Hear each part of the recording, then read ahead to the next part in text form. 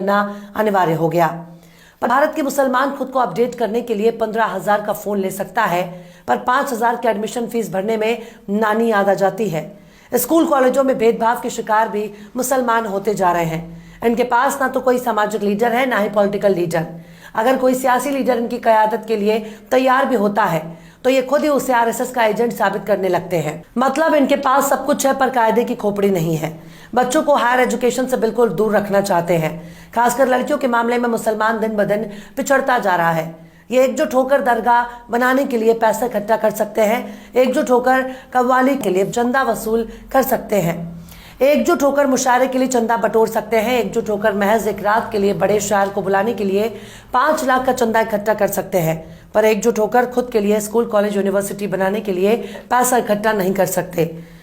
फिरका परस्ती के नाम पर आपस में लड़ाने वाले मौलाना की तकरीर के लिए इनके पास पैसा है, पर अपने बच्चों को पढ़ाने के लिए ना तो इनके पास पैसा है, ना ही हौसला।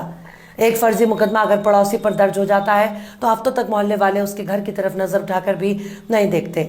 यह है मुसलमानों का हाल। यूं ही कोई बुलडोजर लेकर नहीं पहुंच जाता। मुर्दों के बीच हर चलने फिरने और टोपी लगाने वाली लोग जिंदा नहीं कहे जा सकते। जिंदा होने के लिए जिंदा नजर आना भी जरूरी है। इनके पास सब कुछ है, पर इकट्ठा होकर अपना नेता चुनकर संसद और विधानसभा में पहुंचाने की ताकत नहीं है। अगर मुसलमानों के बीच से कोई एक नेता खड़ा हो जाता है, उसको गिराने के लिए खुद इन्हीं के बीच से एक और मुसलमान खड़ा होकर मुकाबला करता है। लिहाजा ऐसे ऐसे लोग चुनाव जीतकर मुसलमानों के सिर पर तांडव करने लगते हैं, जिनको मुसलमान तो छोड़ दीजिए, हिंदुओं में ही ज्यादातर लोग नहीं जानते। मतलब आपस में लड़कर ये दूसरों को जिताने में यकीन रखते हैं, पर औकात नहीं है कि खुद का कोई नेता चुन सके जो इनकी सदन में आवाज पहुंचा सके। इस वक्त मुसलमानों ने बस एक ही महारत हासिल कर ली है, और वो है थाना। मुस्लिमों में कोई नेता मिले ना मिले, लेकिन दलाल जरूर मिल जाएंगे जो थाने की दलाली करते हैं, जो आपके बीच में घुसकर मुखबिरी करते हैं और दारू मुर्गा के लिए अपना ईमान बेच देते हैं। इसी तरह से जमीन की दलाली में मुसलमानों ने झंडे गाड़ रखे हैं।